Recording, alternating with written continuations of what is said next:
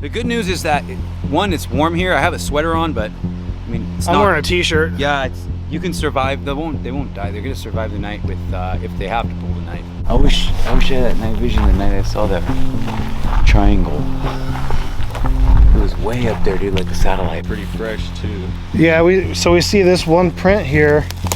We're not seeing. It looks like someone stepped there. You can see like Almost toes too.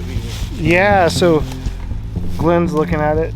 And then we had heard this BAM! Way back, like toward Louse Camp. We're packing up. Gonna be rolling out here pretty soon. So onwards to our next spot.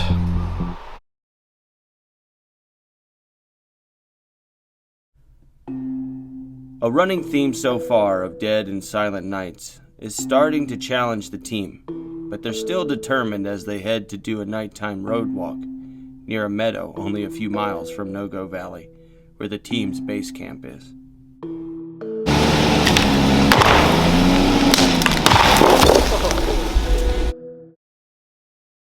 So we arrived at No-Go Valley earlier today.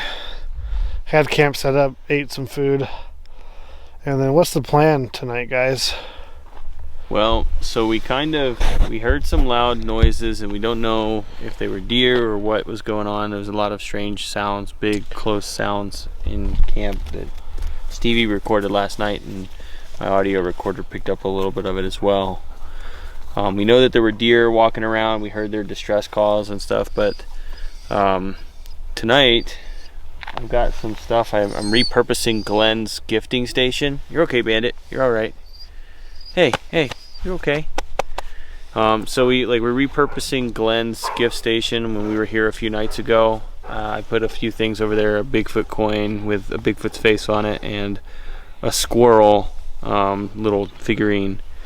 And then over here on this other side, around where we had the audio captured from Stevie's campsite, we got the recorder going again, and I've got a little gnome bell, and I just sat there for like 2 or 3 minutes just ringing it. And so maybe something, if it's nearby, it will come down and try to emulate that sound.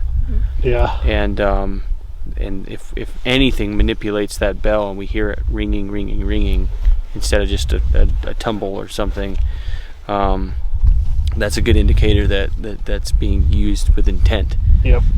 So we got that stuff going on while we're here, but then we're gonna get in the car and drive up the road some and check out a spot that some other researchers kind of let us know about, and we want to see what the potential is. We don't know if they squatched here or how much time they spent at that spot, but we're gonna try to do that too. And we're gonna do some calls and some knocks and walk along a road that's actually been barred off because it's had some large trees kind of inhibit its access. Yeah. So. And we earlier today we went down there and cleared the one tree with the Jeep. Yeah. We were able to get one of them with the winch, but there's another one that's too big, and so I don't know. No telling how long that road's been barred off. So we'll see. Yeah. I think if we go a few hundred yards past that down tree, yeah, we can set up not too far from there. Have the tripod set up to record, and do some knocks if you're down. Yeah, sounds good. Down for that, Stevie? Yes, sir. You got bats? Have you caught any of the bats on your camera? I don't think so.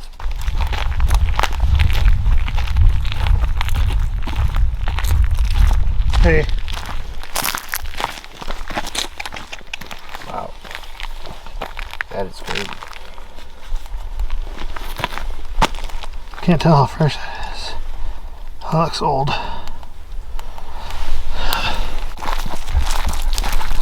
We walk up 100 more yards. Go silent. Lights out. I think we can wait 15 minutes before we start doing knocks. It's a nice breeze right here. I'll have my knocker. I have mine, and I have those 2 wooden planks. You get stars up here. Weird how the moon's not out. Like, wait. That water? Stream, yeah. We need an open area to knock down into, like this. Up here looks pretty good. Dang. Yeah, this is a Bandit. Bandit. We found a good area that we're going to sit and do knocks. Come on. Come on. And see what happens.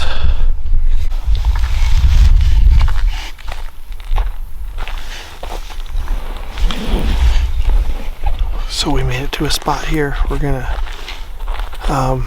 hang out here, wait for a little bit, and then we're gonna try some knocks. So we're just gonna sit here in silence and wait.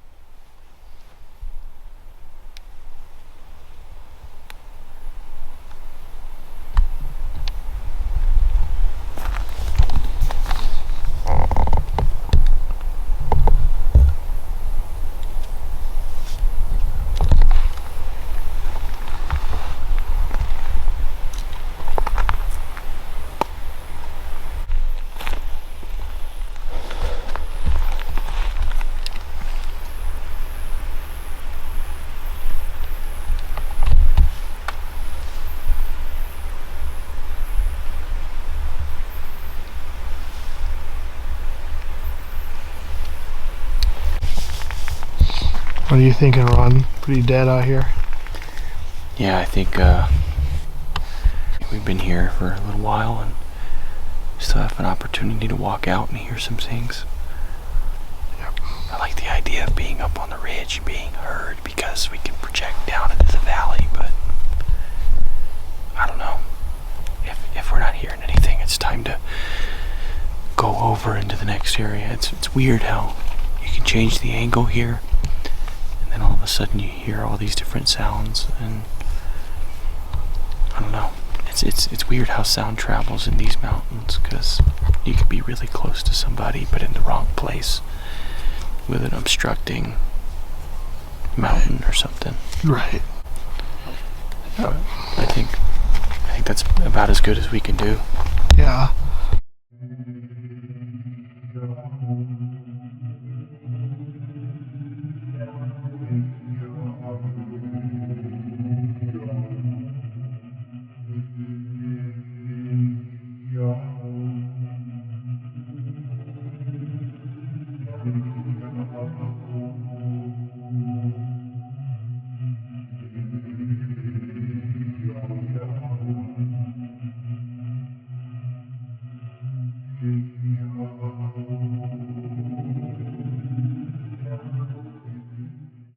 Made it back to camp.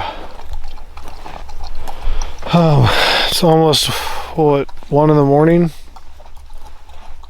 It is 12:43. Yeah, so almost 1. I think Ron's got an audio recorder he's gonna set up. We'll do a tiny fire. But Ron is setting up another audio recorder. So hopefully they get something on that tonight. I think it's only Bars on the audio, so okay. might leave it alone. So we'll see if the recorder can last a little bit longer. Yet again, silence was all the team got last night. But when they got to the base camp and woke up the next morning, things seemed to start leaning in their favor, because something had messed with the gifting station that Ron had set up before last night's road walk.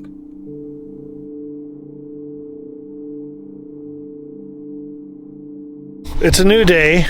Nothing happened last night on our investigation, but something you said did happen this morning, or it happened overnight and you saw it this morning. Yes. What was that? So we're gonna go to a gift location, the gifting stump that Glenn was utilizing when he was out here at No-Go Valley.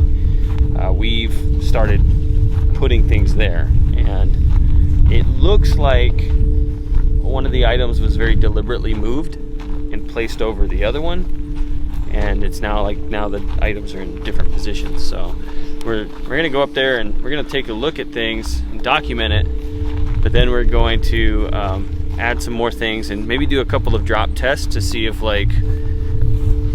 if it was possible for the thing to like fall in place where it is now.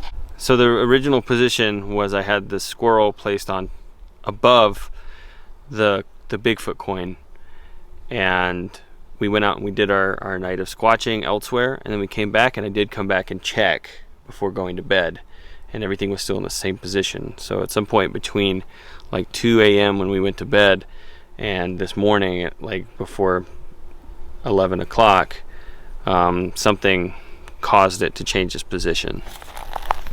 And so this is how I found it this morning.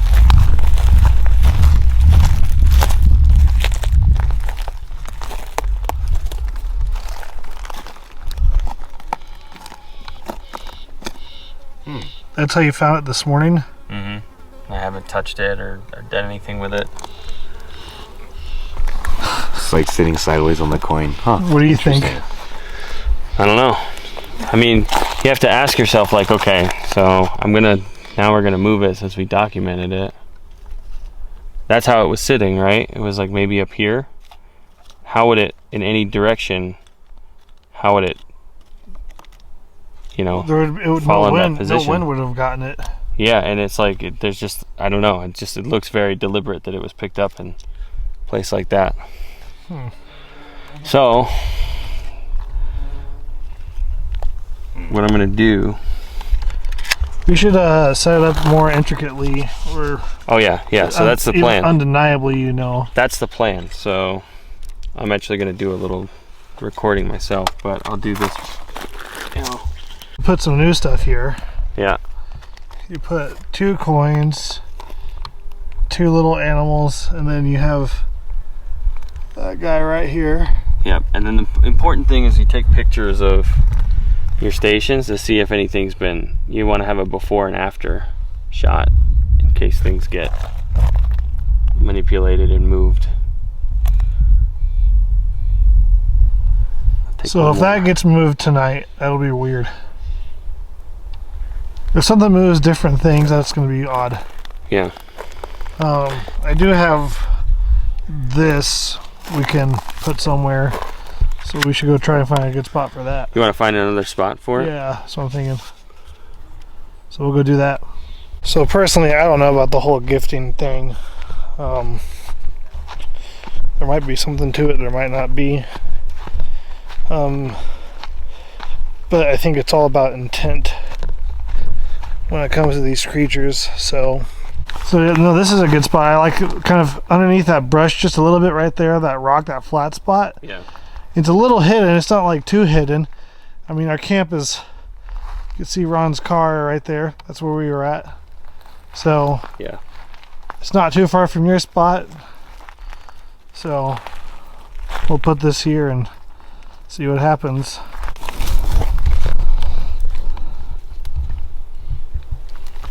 There's the bear on this rock.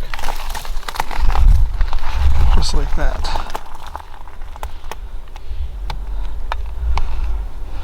The bear's facing towards the road. With the gifting stations all set, Tate and Ron stopped filming the walk back to camp, and that's when something startles them. And it's these types of situations that seem to only happen when no audio or camera is running. Walking back after doing our gifting, and was that a tree? Was that tree shaking or? Dude, that came up from like the top because there was stuff falling. Yeah, I mean maybe just a branch fell. Maybe it was a coincidence. Yeah, but here's what's weird. I mean, yeah, it's probably that. But that way this morning earlier, we heard a cracking sound. Yeah. And just over here, big cracking sound. Yeah, I'm wondering that branch, there are some dead branches up there, and they could have fallen on their own. Or that tree might have gotten a little shake from something, and the tree, and that caused them to fall. Or something got thrown up. I watched some stuff fall, and I felt like the tree was moving a little bit. I don't know, man. It's weird. Right up on the ridge, overlooking what we were just doing right now. Seriously. Heck of a coincidence, but I mean, it can happen. So during the movie,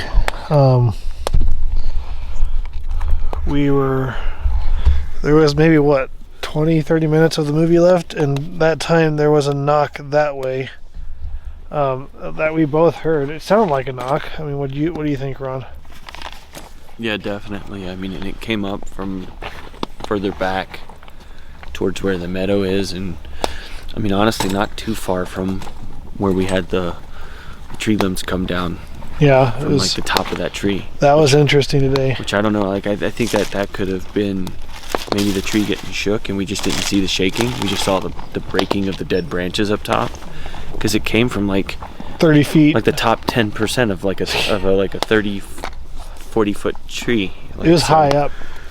So like that was pretty weird to see some branches fall from the tip top like that. Like, and it was a few seconds of we heard the sound and we both looked up, and so I think that there were things falling obviously beforehand that got our attention, and then we continued to watch more fall. So I think some violent motion might have done that. So like I think that tree got shook pretty hard.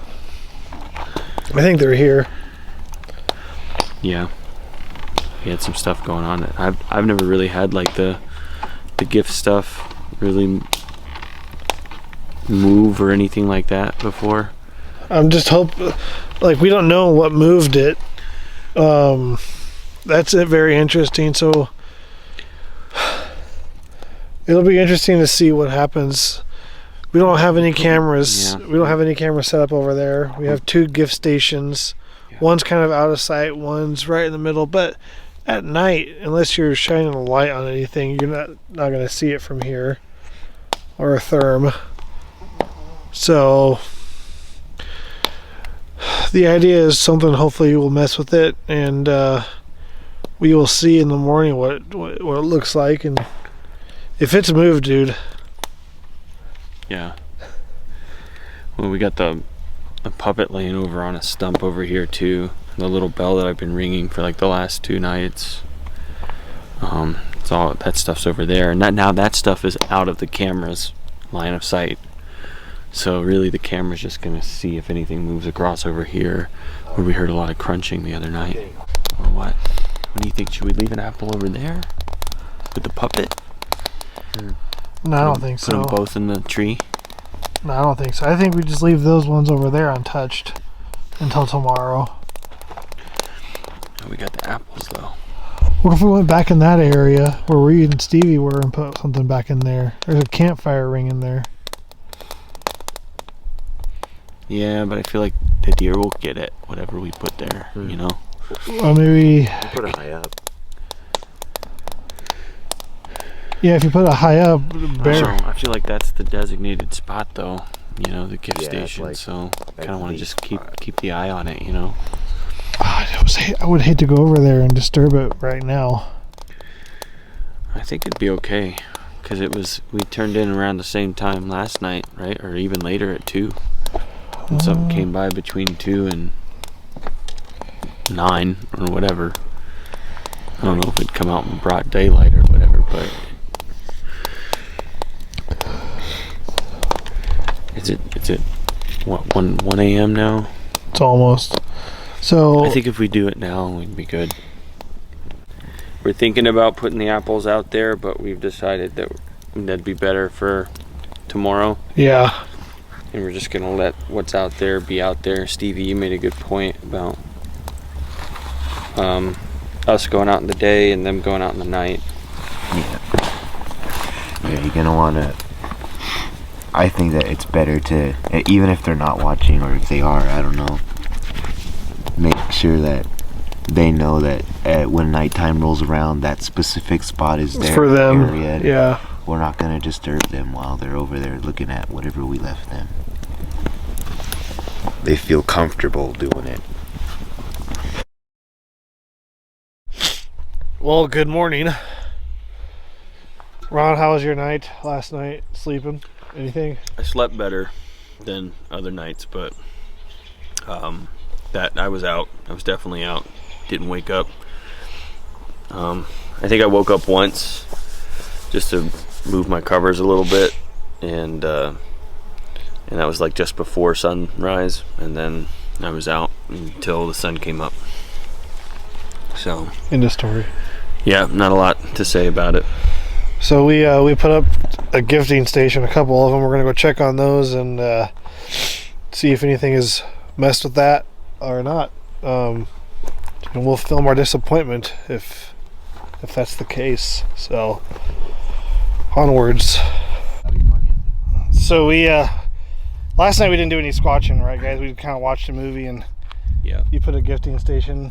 You put an apple at the gifting station. Yeah, we never even got the lasers or anything out. We just kind of were very, like, stayed in camp, did the movie, ate some food, So went to bed. So we're getting ready to check this and see if anything has happened. touched it or messed with it. Yeah. So we'll go find out.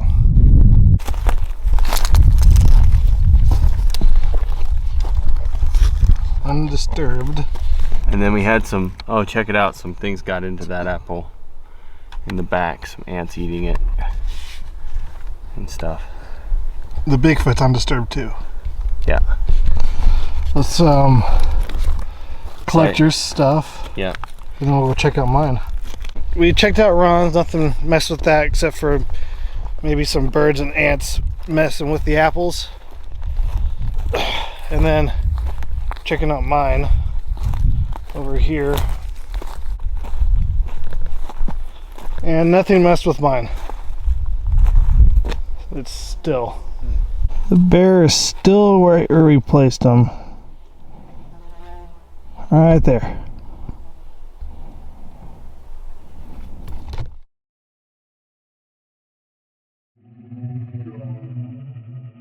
Aside from hearing a possible knock and the branches that fell from high up in a tree, the night was still.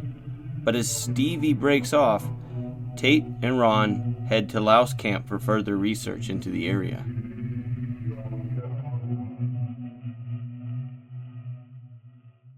And it's again pointed towards the trail.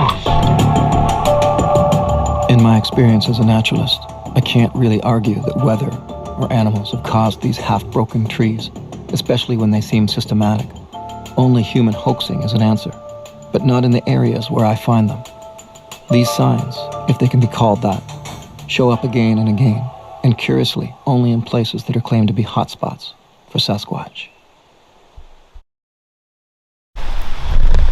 So, okay. Like literally a few seconds ago, we were hearing the right. You Yeah. heard it and I heard it. Yeah. And we didn't know what it was. Because there's that whole thing with Bigfoots. It's common to hear like that. You can feel the ground shake kind of a thing. It was literally what Lestral was talking about in the Survivor Man episode. When the police officers were called to that place and they could feel the ground shake. Well, my thing too is like I'm hearing the sound and it sounds like it's coming from directly behind us because it's just a sudden thud and it's not like we're not like localizing the sound very well. And I'm thinking like those logs, those sawed logs down there. Fell down. Like well, not even that. I was thinking something might be moving around or something's like walking across the big trees down there, you know. So like I didn't know what I was hearing at first. So, but yeah, no, we went over there in the car and it looked like Bandit was moving around in the car a little bit, and he was making some noise. So, night has fallen on us here at Louse Camp. I forgot where we were, but we're going to walk up the road just a little bit towards the Notice Creek Bridge that was built in '58 during the Jerry Crew incident. So we're gonna go up there. Got the knocker. Ron's getting his camera rig ready. So we're gonna go do that. It's been quiet and we're hoping something will respond to us. We'll see. It has been a blowout since we've been here, man. Yeah. I just want something to happen, you know? Yeah, we're running out of time out here in Bluff Creek, so if nothing happens, then it's just more time than we've ever spent with nothing happening. Like, I don't like that. I don't like those odds. Like, to be here and have good activity, to be here longer and have pretty good activity, and then to spend the most time, consecutive time that we've ever spent and have nothing. It's just like, where did they go? Why did they go? What did we do wrong? Existential life crisis right here. I'm not even in my 40s yet. 10 years off. Yeah. Yeah. Both of us. But it's like we're digging deeper and we got a bigger shovel to come out here, and it's just like, well, it's like we were rock the first strike. We were talking earlier, maybe a few hours ago, when there was some daylight left. It's like, it gets to a point you're like thinking, are these things even real? You know? It's weird that you have so many things. Like I mean, I'm sitting on really good like audio. We've had stuff happen to us. Stuff that I've personally collected, and you know, we've as groups we've had pretty good stuff happen. But when you go on such a long streak, you start to think, well, I think I understand this thing that's out there, and I hope I experience it more. And then you don't, like, then you start to second guess everything. And I mean, maybe that's healthy to be your own greatest skeptic, but yeah, I mean, that's the one thing, is you can always just listen to Bob Gimlin for 10 minutes and then your faith is restored. But you know, he just sees this. Oh man, I'm just gonna stop. I was gonna be very blasphemous there. So. But let's get on down the road and see if we can get something stirred up. all right. We're at a place, I think up here at that spot. It's pretty good. If we just go and hang out in that little flat zone, and Yeah, sure. so this is the place Ron and I walked by earlier today. We're gonna go up into and wait it out for a few minutes.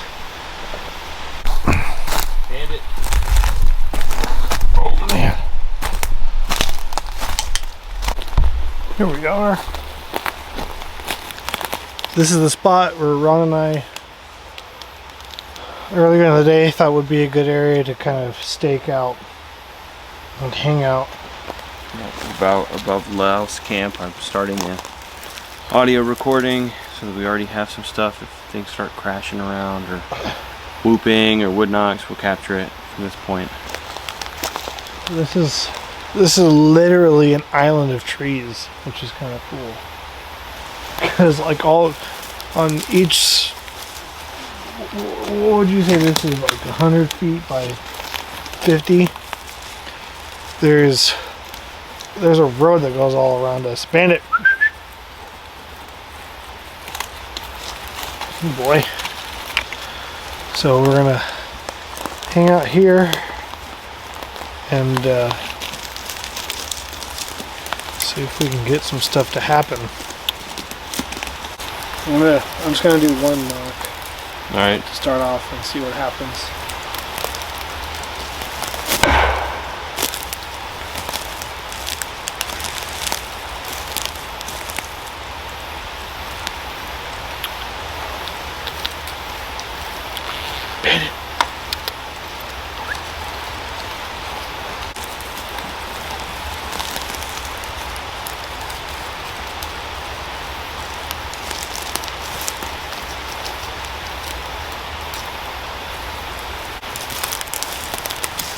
I'm gonna do 3 here, Ron.